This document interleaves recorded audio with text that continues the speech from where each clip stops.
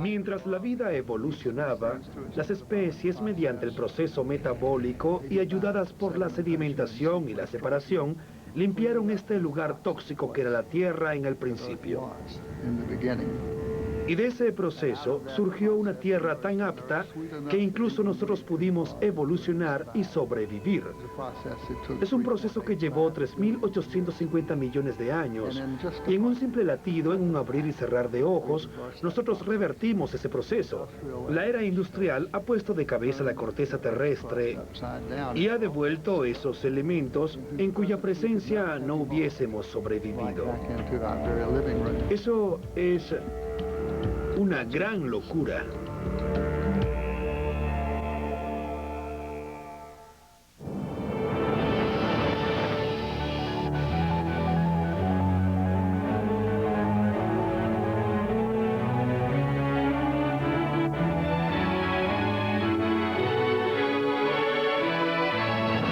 La naturaleza de las cosas, con David Suzuki. Imitando a la biología, primera parte. Somos la única especie que removió la corteza terrestre y la convirtió en desechos tóxicos. ¿Cómo cubren sus necesidades los otros organismos? ¿Hemos pensado alguna vez en pedirle consejo a ellos? En un libro que escribí llamado Bioemulación, me entrevisto con gente que hace eso. La bioemulación es el proceso de emular el genio de la vida y aprender de él. Después de 3.800 millones de años, la vida sabe qué funciona y qué perdura en la Tierra. Imitando estos diseños, estrategias y recetas, podemos cambiar la manera de producir alimentos, manejar la energía solar y nuestros negocios, e incluso la manera como fabricamos materiales. Si no queremos atacar la corteza terrestre, ¿qué usaríamos? La vida podría usar algo que crece y se descompone, algo que podamos cultivar en lugar de extraer. Pero debemos cambiar nuestra agricultura para que deje de ser la fábrica que es hoy y sea un sistema más natural. Conocí a un hombre llamado Wes Jackson que piensa así. Toda la vida ha estudiado el genio de su región, la pradera de hierba alta.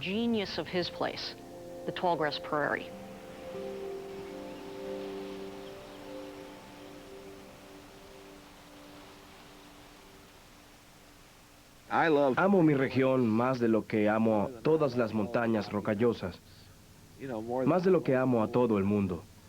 Es algo que tiene que ver con la intimidad, con la conexión. Si tienes esa conexión y te mantienes al tanto mucho tiempo y llegas a conocer bien un lugar, ese es el lugar donde estás y del que te encargas. Por último, el cuidado de la tierra es nuestra labor más antigua. Cuando los europeos llegaron como gente sin recursos a una tierra aparentemente vacía, pero que era rica. Vieron esta tierra como un reservorio inagotable. Existen historias acerca de los infinitos bosques y las infinitas praderas. Nuestros ancestros vieron las praderas como un lugar al que podían excavar. Pensaron que estaban enfrentándose a una especie de gran propósito, es decir, que era un asunto de desarrollo. Nosotros esencialmente creímos que podíamos hacer las cosas mejor que la naturaleza. Y no tomamos conciencia de que aquí había sistemas que habían evolucionado en este lugar a través de los milenios. Un sistema que realizaba reciclaje de materiales y que tenía conocimiento sobre la luz solar. No pudimos ver este lugar por lo que era tanto como por lo que podía llegar a ser. Vimos a la tierra y sus criaturas como recursos que debían ser explotados tan rápido como fuese posible. Aramos las praderas para sembrar en filas. Al mismo tiempo, convertimos un rico sistema natural en uno que desangra al suelo, envenena el agua y deteriora las comunidades. Un basurero industrial. Tomemos como ejemplo la zona norcentral de Iowa, un área que se extiende hasta Minnesota y Canadá, un área visitada por los glaciares hace unos 12.000 años. Ese paisaje ha sido tan labrado como nos podamos imaginar. Esta área realmente es una zona de sacrificio. No queda nada. Iowa actualmente posee 1/10 de 1% de sus praderas intactas. Este es un estado que una vez fue 85% pradera. Practicamos el monocultivo, el cultivo de una sola especie, como trigo o maíz. Ellos dependen fuertemente del petróleo en forma de combustible para los equipos, de fertilizantes y plaguicidas. Y aunque hoy usemos más plaguicidas que nunca, perdemos la batalla con las plagas y nos envenenamos a nosotros mismos. Tan solo piensen que algunos pesticidas populares, como el atricene, son comunes en los pozos de las granjas. Si nos situamos fuera del sistema que nos alimenta y observamos qué está sucediendo, nos daremos cuenta de que no podemos seguir así, que depende de nuestras fuerzas extractoras y que debemos analizar mejor la manera como estamos utilizando ese suelo. El suelo es la clave. El suelo es realmente la esencia de toda la vida en la tierra.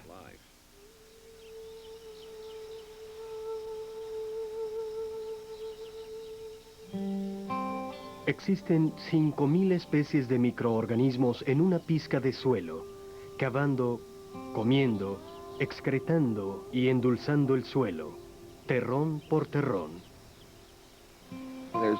Hay una increíble ignorancia acerca del suelo. En realidad el suelo es algo vivo.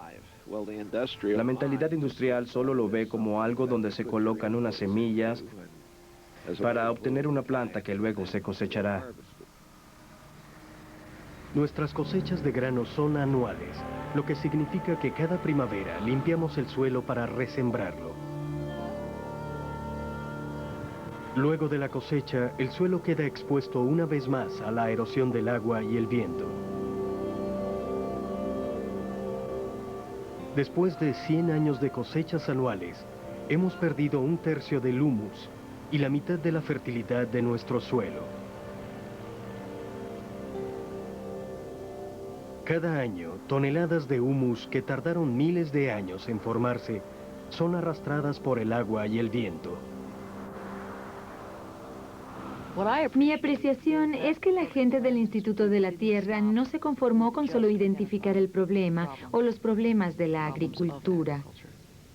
Ellos dieron un paso al frente para encontrar una alternativa precisa. Se preguntaron qué funcionaría aquí y luego abordaron el tema de la bioemulación para determinar qué estaba funcionando realmente. ¿Qué habría hecho la naturaleza si no existieran los trigales del oeste de Kansas? Y la respuesta fue praderas de hierbas altas. Entonces empezaron a perfeccionar el arte de la conversación y el arte de investigar todo un sistema natural. Llegar a lo que llamamos conversación con la pradera es muy importante para lograr un mayor entendimiento de esos sistemas y así acercarlos más a nuestro sistema agrícola. Y entiéndase por conversación salir al campo a ver lo que está sucediendo en un largo periodo de tiempo. Ver los cambios en la pradera de un año al siguiente. No es un sistema estático, es muy dinámico, de una estación a otra y más al pasar de los años. Sin embargo, hay constantes como la diversidad, el sistema de arraigamiento perenne y la alta productividad. La eficiencia de las praderas depende de la longitud y densidad de las raíces. En contraste, nuestras plantas anuales tienen raíces cortas, incapaces de absorber nutrientes todo el año. Esta es una planta de soya que acabo de sembrar. Esta sección de la pradera es un poco engañosa, pues las raíces pueden extenderse varios metros. Sin embargo, aquí no será sino hasta más tarde, cuando se acerque a la madurez, que las raíces alcanzarán un tamaño significativo. Podemos imaginar que la lluvia que cae sobre la pradera es transportada a algún lado por esta densa red de raíces, mientras que es muy posible que la planta de soya pierda gran parte del agua y gran parte de los nutrientes. Es por eso que invertimos tantos nutrientes y energía en la producción de estas plantas. Algo similar sucede con el maíz y el trigo. Estos sistemas son muy ineficaces, mientras que el sistema de la pradera es conservador y autosustentable. Cuando vemos las raíces perennes, parecen una manera obvia de producir una cosecha. Las plantas están en la tierra todo el año, se aferran al suelo, están listas en primavera y absorben mucha agua y nutrientes. Entonces, ¿por qué nuestras cosechas no son perennes? Resulta que la sabiduría convencional se interpuso. La sabiduría convencional determinó que una planta tiene una cantidad limitada de energía para funcionar. Si la emplea en las raíces, no producirá muchas semillas. Este sacrificio causó que la gente creyera que no era posible cultivar plantas perennes y aún tener suficientes semillas. Así que nos quedamos con las anuales. En una ocasión, Laura Jackson se fijó en un zacate llamado Tripsacum dactyloides, que no seguía esta teoría. Fue durante una visita a un sembradío experimental en Oklahoma, en el que científicos han plantado pastos perennes de consumo animal. Ellos tenían plantas normales, con una cantidad normal de semillas y polen, y tenían una alta producción de plantas con muchas semillas en el mismo campo. Y le preguntamos al cultivador, ¿son diferentes? Y él nos respondió que no. Luego le pregunté, ¿terminan muriendo más rápido? ¿Su ciclo es corto? Y me dijo que no. ¿Adquieren más enfermedades? ¿Son más susceptibles a las variaciones de agua? ¿Qué tienen de malo? Y me dijo, nada, están bien. De hecho, este hombre de Oklahoma, Jedney Wald, me dijo, Laura, el sexo no cuesta nada, da beneficios.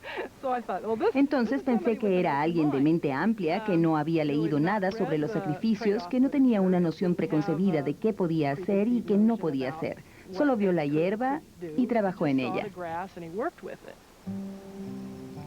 La sabiduría convencional decía que no se podía devolver el carácter perenne a las cosechas. Y eso estaba tan arraigado en la comunidad científica como creencia, que era un riesgo muy grande decirle a los alumnos que se metieran en esto. Otros estudiantes de pre y postgrado tenían dudas de que yo pudiera lograr algo, debido a la noción preconcebida de que esto era básicamente imposible. Durante los siguientes años, Laura estudió la planta para ver si el aumento de la producción de semillas acarreaba una baja en el tamaño o el número de raíces perennes. Quería probar la validez de la famosa ley de la compensación. Lo que probamos fue que podíamos aumentar las semillas sin sacrificar nada. Así que las semillas que vuelan en el viento son verdes, tienen hojas y son beneficiosas para la planta. Son una red de exportación de carbono. Toman la energía del sol, la sintetizan en azúcares, lo cual produce semillas y movilizan parte de estos azúcares al resto de la planta cuando está bajo tensión. Los científicos del Land Institute reemplazan los preceptos tradicionales con gratitud por la sabiduría de la pradera. Mi afecto por la pradera viene del contacto con ella, por haber crecido en una granja y haber visto todos los nutrientes que hay que proporcionar a un campo arado para obtener la cosecha necesaria. Al venir aquí, a la pradera, uno se da cuenta de que la producción es autosustentable. ¿Pero qué impulsa esta productividad? Durante 7 veranos consecutivos, tomaron muestras y catalogaron todas las plantas de las praderas cercanas. Para su sorpresa, la gran variedad de especies entraba en apenas 4 grupos funcionales. Este pequeño ramillete ilustra a qué nos referimos cuando hablamos de 4 grupos funcionales. Aquí tenemos una especie de la estación de calor, el zacate maicero. Aquí hay una especie de la familia de los girasoles. Aquí tenemos la zarza uña de gato, una legumbre. Y aquí tenemos una hierba de junio que es de clima frío. Hay cientos de especies en esta pradera. Y dentro de esa diversidad, nos encontramos solo con estos 4 tipos. Ese es un patrón arraigado. Wes Jackson dijo que no estaba seguro de por qué funcionaba, pero decidió seguir adelante con eso. Ya sea que hablemos de las provincias canadienses, o de las praderas de hierba corta en las grandes planicies, o del territorio de Ohio, tenemos estos 4 grupos funcionales plantas de clima cálido, frío, legumbres y familia de girasoles. Nuestra idea es imitar esa estructura para garantizar las funciones. Estamos trabajando para hacer perenne el trigo, el centeno, el sorgo y el girasol. Y si tuviéramos más gente, trabajaríamos con el maíz y las cosechas más importantes para lograr combinaciones que pudieran imitar la estructura vegetal de esta pradera. Plantas anuales junto con sus primas perennes, los científicos del Land Institute quieren reintroducir el perennialismo en las cosechas básicas. Su meta a 20 años es crear no una variedad, sino un completo plasma germinal perenne que permita a los granjeros adaptar estas variedades a sus condiciones locales. Una de las frases que Wes ha repetido durante muchos años es que estamos trabajando en el problema de la agricultura más que en los problemas que hay dentro de la agricultura. Y eso es lo que nos mantiene en funcionamiento.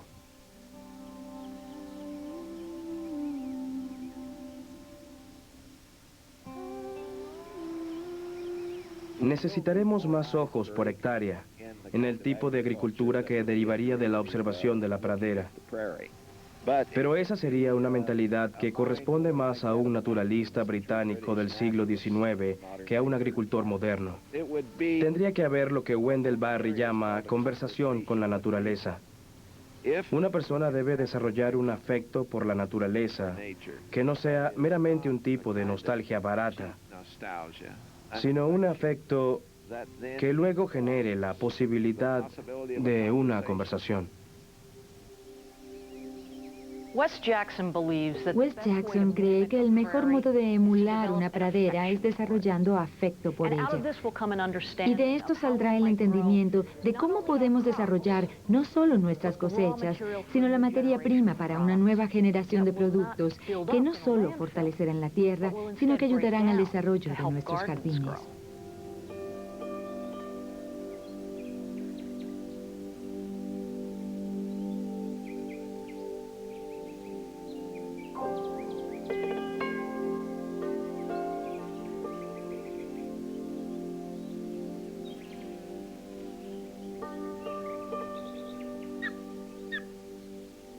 Cada segundo del día, el sol da energía suficiente al planeta para cubrir todas las necesidades de la vida. Las plantas captan la energía en la fotosíntesis. Y la fotosíntesis suple toda nuestra necesidad de energía, incluso los combustibles fosilizados. El combustible en su auto es luz solar capturada hace 65 millones de años en los cuerpos de plantas y animales. Pero cuando quemamos el producto de esa antigua fotosíntesis, liberamos más dióxido de carbono que el que la atmósfera puede manejar. La fotosíntesis actual es muy prometedora. Si podemos hacer lo mismo que las plantas, que es atrapar la energía solar, podemos usar esto para manejar procesos químicos o fabricar nuestros materiales. Si nuestros cosechadores solares fueran tan pequeños como los que hay en una hoja, podríamos incrustarlos en los edificios o las autopistas. Pero primero, tenemos que aprender cómo la naturaleza empaca una idea tan buena en un envase tan pequeño. Y luego, con la ayuda de las plantas, podremos intentar imitarlo.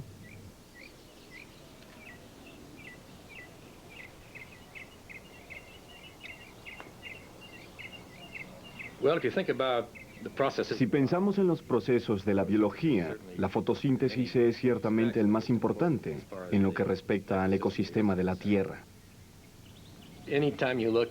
Cada vez que observamos lo que sucede en la biología y vemos lo bien que trabaja y lo complicados que son los sistemas, nos sorprendemos. Una de las cosas que me atrae en esta área es la oportunidad de aprender cómo usar la luz para varios propósitos y aprender de organismos que ya saben cómo hacerlo. Porque las plantas han hallado el modo de hacerlo a lo largo de varios miles de millones de años. ¿Por qué querríamos reinventar la rueda? Podemos aprender sobre la fotosíntesis de estas plantas y quizás adaptar estos principios a nuestros propósitos.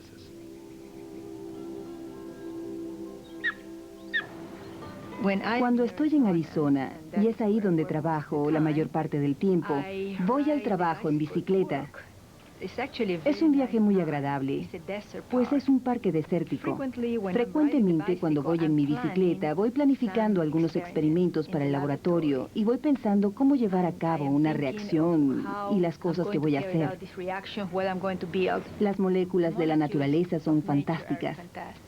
Creo que observar las variedades de cactus, los arbustos y todas las plantas del desierto es casi una inspiración, pues sé que ellas están haciendo lo mismo que quiero hacer en el tubo de ensayo.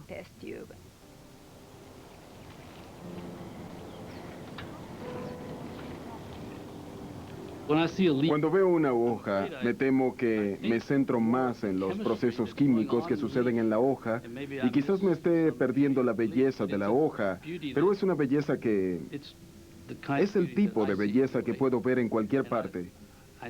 Creo que cuando pienso en los procesos químicos que suceden en la hoja es cuando la admiro, pues me sorprende que estas cosas puedan suceder y que funcionen. Esencialmente, toda la vida es consecuencia de la fotosíntesis.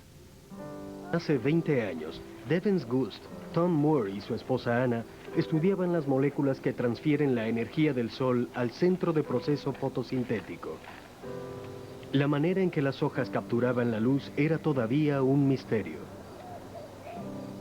Los tres estábamos empezando. Solíamos almorzar juntos y un día, durante un almuerzo, decidimos que en vez de estar estudiando sistemas naturales tan complicados, quizás debíamos intentar estudiar otros más simples e intentar abstraer los principios básicos de estos sistemas naturales y ver si podíamos reproducirlos artificialmente, y así comenzamos en este negocio.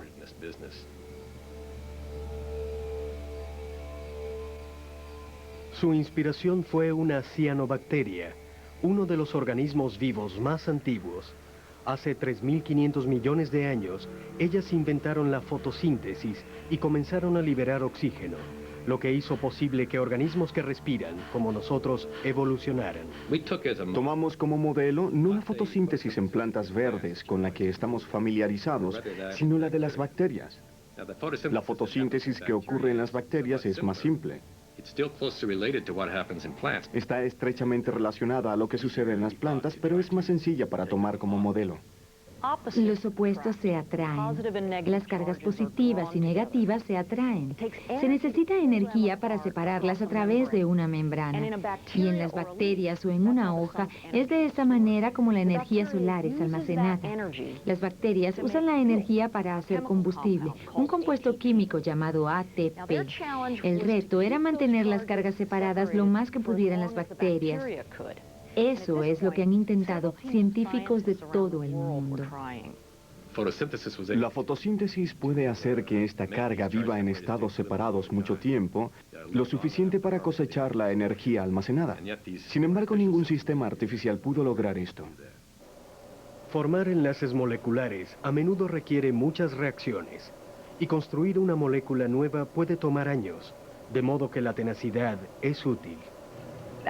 Recuerdo cuando estaba joven en el laboratorio, si estaba trabajando una reacción y no resultaba de la manera que quería, eso me hacía trabajar más duro, me hacía retroceder e intentarlo de nuevo. Iba a otra página e intentaba con otra receta hasta obtener lo deseado. En cierto modo éramos cobardes, pues no intentábamos hacer cosas aún sin saber si eran posibles. Sé que es posible lograrlo, pues se ve bien desde afuera.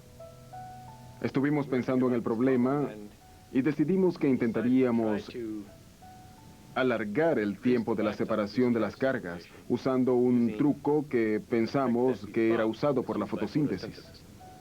Pensaron que en la fotosíntesis la separación de las cargas se prolongaba gracias a que los electrones no cruzaban la membrana en un solo paso, sino dando saltos por una serie de moléculas. Con base en esa idea, decidieron añadir un tercer salto, una molécula más a su centro de reacción. Así que en el verano de 1982, como en los anteriores, todos llevaron a sus familias y sus moléculas en desarrollo a Francia para proseguir con el trabajo.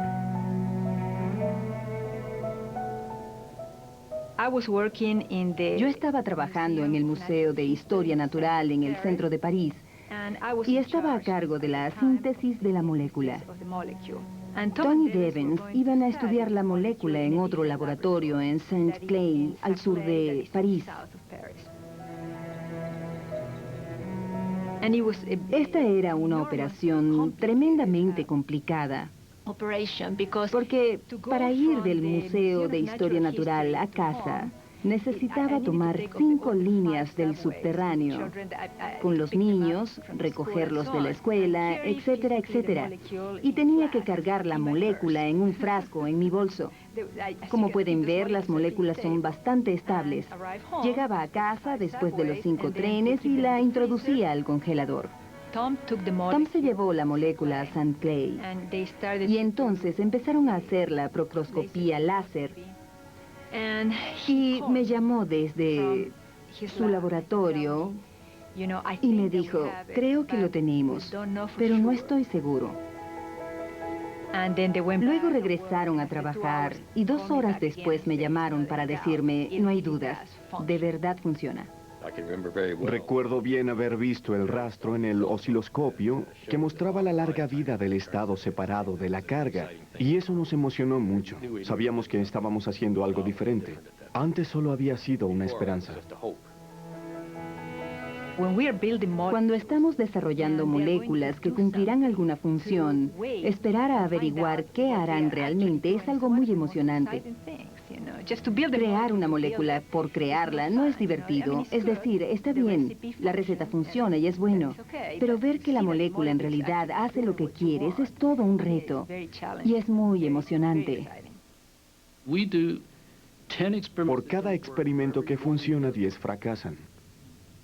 Sin embargo, aprendemos de esos 10. A veces aprendemos más de los experimentos fallidos que de los que son un éxito. Uno nunca debe rendirse. Creo que los fracasos hacen que los éxitos tengan un mayor peso.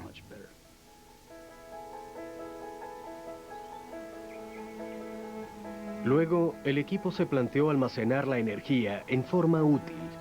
Las células usan una molécula llamada ATP. De hecho, usan miles de millones de ellas para moverse, multiplicarse o metabolizar.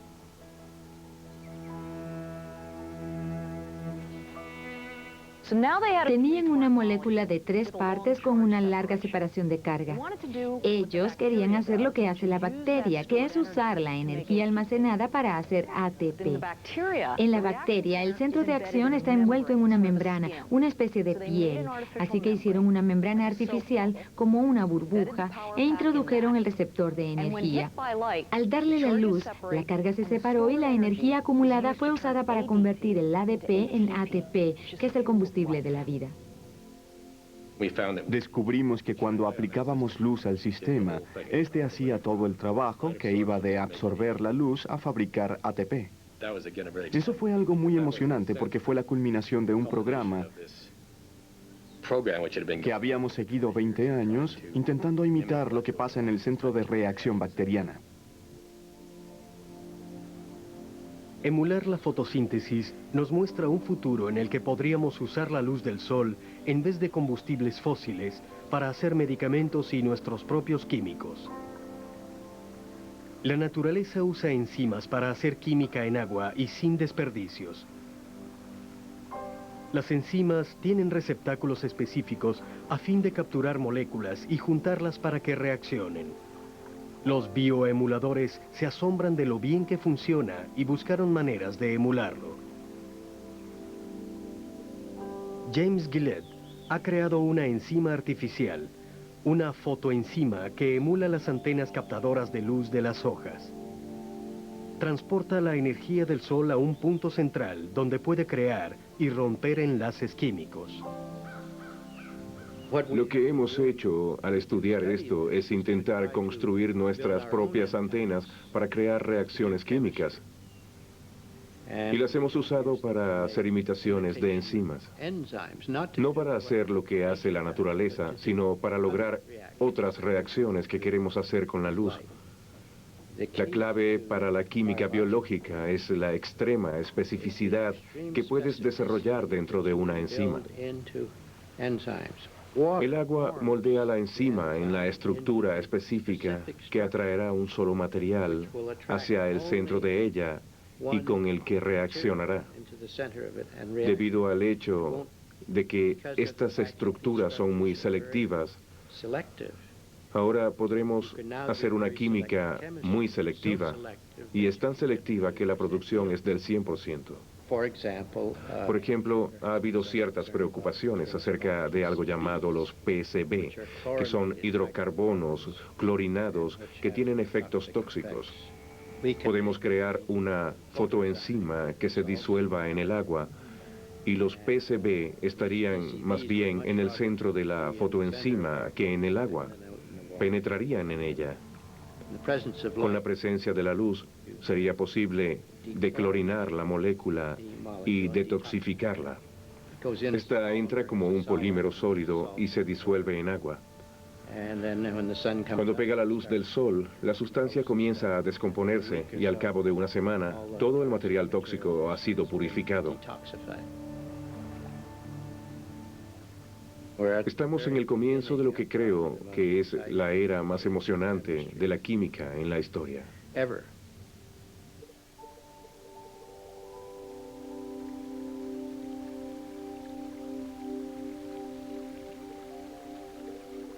Es emocionante pensar lo lejos que hemos llegado en la imitación de la fotosíntesis, si nos damos cuenta de que el alga verde azul inventó el proceso hace más de 3.000 millones de años.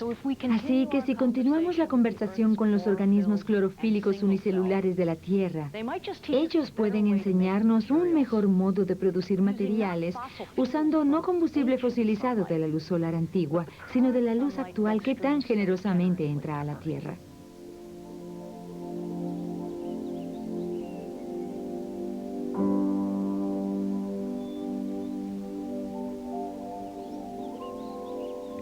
La bioemulación se trata de preguntar qué haría la naturaleza. Pero tenemos dos problemas: demasiados polímeros en la Tierra y demasiado dióxido de carbono. ¿Qué haría la naturaleza aquí? Somos la única especie que ve un recurso gratis y abundante y dice, dióxido de carbono, malo. La mayoría de los organismos dicen, es gratis, local, abundante. Dióxido de carbono, bueno. Y hallarán un modo de usarlo como hacen las plantas, que lo usan para hacer azúcares. Pero hay demasiado dióxido de carbono para ellas. ¿Por qué no imitamos más a las plantas y usamos el excedente de dióxido de carbono para fabricar plástico biodegradable? Las plantas usan dióxido de carbono como su fuente principal de carbono para producir 100.000 millones de toneladas de celulosa al año. ¿Qué secretos esconden las plantas? Podemos esperar que si solo hay una fuente de CO2, los químicos deben usarla. Lo sorprendente es que pocos químicos usan CO2 en una reacción especialmente catalítica. El problema es que el CO2 es muy poco reactivo, y lo que hace difícil usarlo como compuesto químico es que los químicos prefieren moléculas con mucha energía, ya que entran fácilmente en combustión. Por eso el petróleo y otras sustancias son buenos para ser químicos, pues tienen energía potencial. Mientras que el dióxido de carbono no es inflamable, lo que indica que no es reactivo. Lo que realmente se busca es hacer el CO2 más reactivo para incorporarlo a una reacción química. Lo que Jeff Coates necesita hallar es un catalizador que haga al CO2 más reactivo. Este desafío es una de las piedras filosofales de la química. Recientemente, la compañía suspendió los fondos para el proyecto luego de 10 años y $10 millones. Hallar un nuevo catalizador es como jugar a la lotería. Si dices que jugarás a la lotería y ganarás, muchos pensarán que estás loco. Obviamente es más probable descubrir un catalizador que ganar la lotería. Pero en muchos casos crearás algo que crees que es un catalizador y resulta no ser nada. El tercer participante en la reacción es una molécula llamada epóxido, la cual tiene una gran afinidad por el CO2. Estamos tomando otra molécula, una molécula muy reactiva, conocida como epóxido, que realmente es la fuerza motora y energética de la reacción. Y al tomar una molécula tan reactiva y otra que no es reactiva como el dióxido de carbono, colocas las dos juntas para tener energía suficiente para generar la reacción.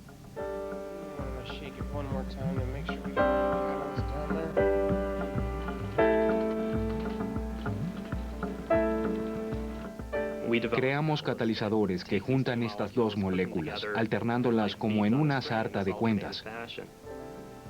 Lo que hace a esa química especial es la tasa a la que el catalizador la hace. Una cadena típica de polímeros tiene unas 1000 unidades, y un antiguo catalizador las ponía juntas a una tasa de 1 unidad por hora. Lo que hace nuestro catalizador es colocar juntas las unidades extremadamente rápido. Algunas de nuestras frecuencias de movimiento son de 1000 a 2000 por hora, y en vez de durar días o semanas podemos tener reacciones que duran minutos u horas. Para hacer un plástico completamente ecológico, Coates ha encontrado un epóxido renovable. En lugar de usar petróleo, usa una sustancia obtenida de la cáscara de la naranja.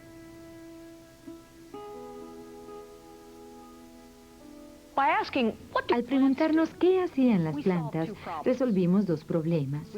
Obtuvimos plásticos biodegradables y nos deshicimos de un gas de efecto invernadero. Es lo que Wendell Berry llama resolución por patrón. Encontrar una solución que resuelve varios problemas sin crear uno nuevo. Pero Coates no se detuvo allí. Halló una bacteria que produce un plástico naturalmente biodegradable y entonces se preguntó si podríamos tomar esa receta. Si la naturaleza no hubiera fabricado este plástico, del cual conocemos la estructura, nosotros, como químicos, no necesariamente hubiéramos llegado tan rápidamente al objetivo. La naturaleza hizo el plástico y los científicos lo aislaron. Pudieron ver las propiedades de este material. Nosotros buscamos reproducirlo de un modo más económico y ambientalmente responsable. Otros han hecho este plástico cultivando bacterias y extrayendo su producto con solventes tóxicos. En cambio, dice Coates, usemos la receta de la bacteria y hagamos el plástico nosotros mismos. Lo que estamos tratando de hacer en el laboratorio es tratando de lograr una reacción química usando componentes económicos de uso diario para crear este plástico que se crea naturalmente. Usamos monóxido de carbono, que es un recurso renovable, como uno de los agentes para hacer el plástico. Este es el buterato polihidróxido. Lo acabamos de precipitar de la solución.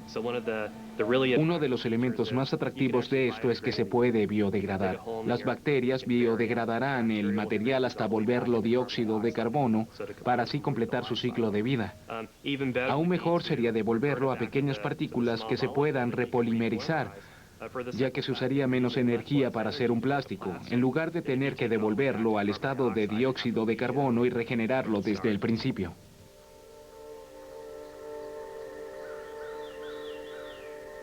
Hemos visto cómo las ideas de la naturaleza pueden ayudarnos a tomar un contaminante y convertirlo en un plástico biodegradable. Pero nuestros problemas van más allá de un solo producto. Es todo el sistema, el modo en que fabricamos las cosas. Así que ¿hay algo en la naturaleza que podamos aprender a emular? Algunas personas piensan que ya estamos emulando un sistema de tipo 1, las malas hierbas. Ellas se establecen en un lugar, se aprovechan de los recursos y se mudan de nuevo. En nuestro mundo que ha sido tan abusado, la mejor estrategia sería un sistema de tipo 3, un bosque maduro. Este se mantiene en su sitio, así que tiene que aprender a reciclarlo todo. Algunas compañías están comenzando a hacer el cambio de tipo 1 a tipo 3, especialmente aquellas que se han dado cuenta de que las estrategias de tipo 1 no son duraderas. La bioemulación enseña un sistema diferente que no es extractivo ni es abusivo, sino renovable y benigno. Nos enseña un sistema que utiliza la energía solar en lugar de la energía almacenada desde hace 3.000 millones de años, los combustibles fosilizados. Nos enseña un sistema en el que la cooperación prevalece sobre la competencia y la confrontación. Ray Anderson usa el bosque como modelo para que su empresa sea restauradora. Una compañía restaurativa, según nuestro concepto, se define como la compañía que devuelve más de lo que toma y le proporciona beneficios a la tierra, no solo daños. En la fábrica de alfombras no hay desperdicios. Las hebras se manejan como oro y cada fibra se recicla para hacer nuevos productos y evitar desperdiciar la energía empleada en hacerlo. Para evitar el uso de tintes tóxicos, usa tejedoras para hacer diseños en color. La reducción de desperdicios lleva también al uso de carretes portátiles que entregan solo la cantidad necesaria de hilo. Pero a la búsqueda de un ahorro más radical, se preguntan cómo lo haría la naturaleza.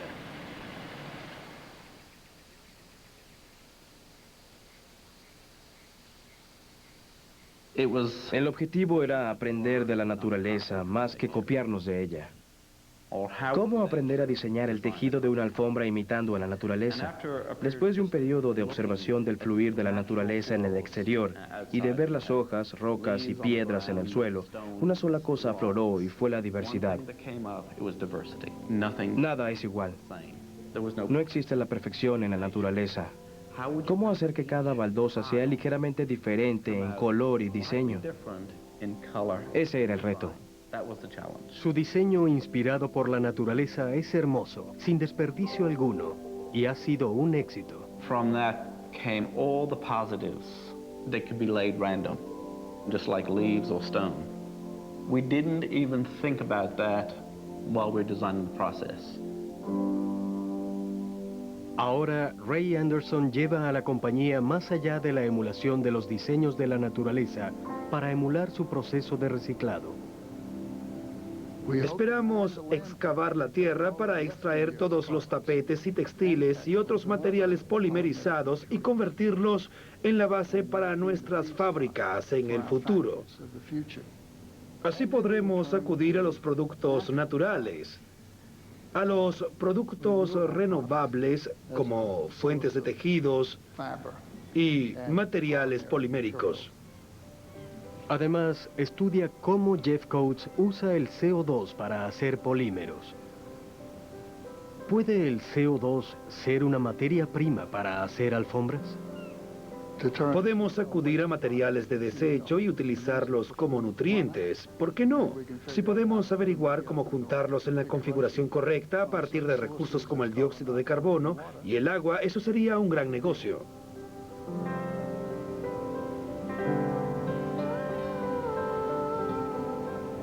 A partir de nuestra cultura hemos aplicado la noción de que la tierra le pertenece al hombre, a la humanidad. Es nuestra para hacer lo que deseemos para conquistarla. La tierra es limitada y tenemos que tratarla con respeto. La gente buena debería ver eso, pero de alguna manera tendríamos que lidiar con la cultura que, como dice Daniel Quinn, sigue susurrándonos al oído: es tuya, puedes hacer lo que sea con ella. Obviamente tenemos que tener un tipo distinto de sistema económico. Un sistema que nos indique cómo mantener el pozo en lugar de cómo construir una bomba mejor. De eso es que se trata el capitalismo, de cómo construir una bomba mejor, y ese es un enfoque extractivo. Actualmente tenemos un sistema que está totalmente en guerra con la naturaleza, que continúa utilizando la naturaleza y extrayéndole los recursos para crear riqueza. No podemos imaginarnos lo que le hacemos al planeta para fabricar nuestra ropa interior. Los materiales como la licra tienen una base de acetileno y formaldehído. Luego hay que agregarles catalizadores metálicos de tierras raras y manejarlos con mucha cautela, porque explotan espontáneamente. Luego se le colocan 1062 kilogramos de hidrógeno por centímetro cuadrado. Se vierte un poco de hidrógeno en estas moléculas. Luego se remoja en ácido hidrofluórico y la mezcla se vuelve tan espesa que no se puede ver a través de ella. Así que hay que usar artefactos niveladores radiactivos para determinar cuánta sustancia de desecho hay en el contenedor. Así se inicia el proceso de fabricación de la licra. ¿Es posible imaginarse realizar ese proceso en condiciones propicias para la vida? Estoy absolutamente seguro de que la industria debe ser parte de la solución al problema. Actualmente es la mayor parte del problema, así que debe convertirse en parte de la solución.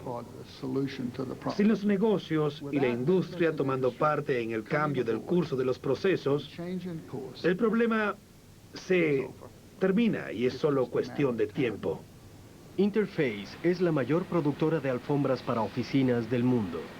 Anderson recuerda el momento en que germinó la semilla de la sustentabilidad. Fueron nuestros clientes los que en principio nos hicieron meternos en esto, haciéndonos preguntas importantes, como por ejemplo, ¿qué está haciendo su compañía por el ambiente? Y no podíamos darles una respuesta satisfactoria. Se constituyó una fuerza de trabajo para determinar la posición a escala mundial de nuestra compañía con respecto al ambiente. Así que comencé a preocuparme por lo que iba a decirle a esa gente. Fue entonces cuando llegó a mis manos el libro de Paul Hawking, La ecología del comercio. Cuando comencé a leerlo, tuve una experiencia reveladora, una epifanía. Gran parte de lo que ha estado sucediendo en el plano de la industria tiene que ver con la identificación de problemas. En otras palabras, tenemos un problema.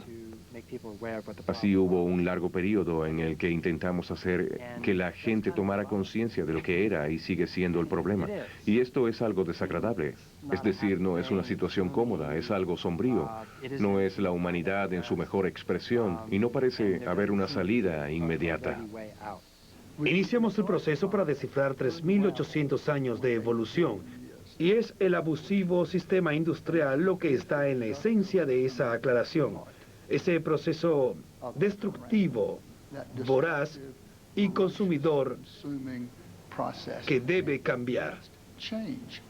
Durante el primer discurso de Ray Anderson, ese primer día, alrededor de las 10:15 de la mañana, el 31 de agosto, en 1 o 2 minutos, todo lo que yo había aprendido fue absolutamente cuestionado.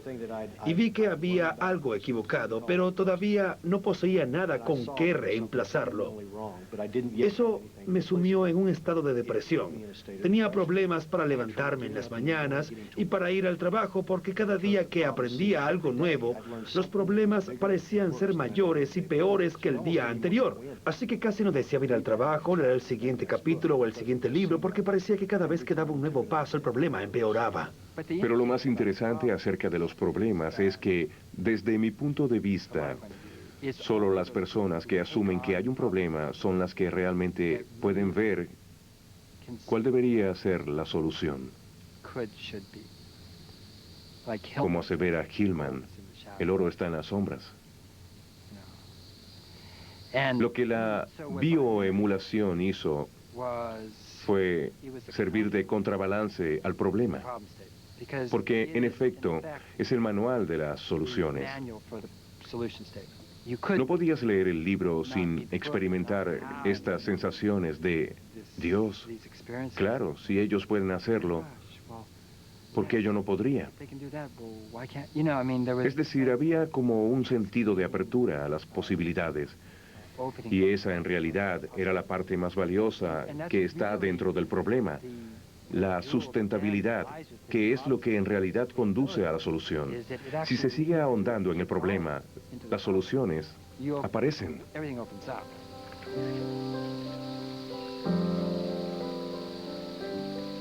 Cualquier compañía que realmente ahonde en el tema de la sustentabilidad y quiera funcionar más como un sistema viviente que como una máquina, va a sentirse atraída por el modelo de sustentabilidad en el medio ambiente, representado por un bosque maduro, por una pradera madura o un arrecife de coral. Sistemas que, como se mantienen estáticos, tienen que tomar lo que tengan a mano y sacar el mayor provecho de eso.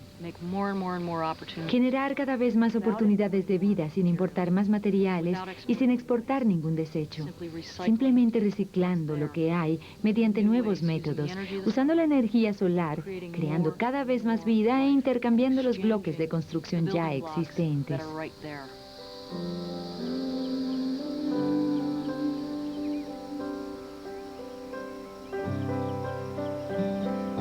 Este es un trabajo interesante. ¿Qué más hay por hacer? No hay nada mejor que hacer. Ciertamente no quiero ir a vender seguros, pero también creo en esto y creo que eso es muy importante. Creo que Esto tiene el potencial de aumentar nuestra imaginación acerca de las posibilidades.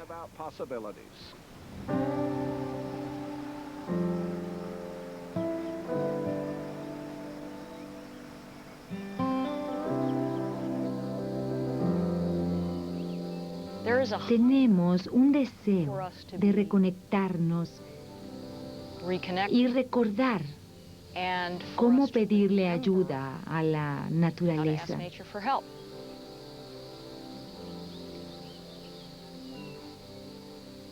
Mi opinión es que como seres biológicos tendríamos que admitir que en la Tierra tenemos ciertas oportunidades y ciertos límites, que la Tierra es abundante y flexible, pero la abundancia no es infinita y tampoco la flexibilidad.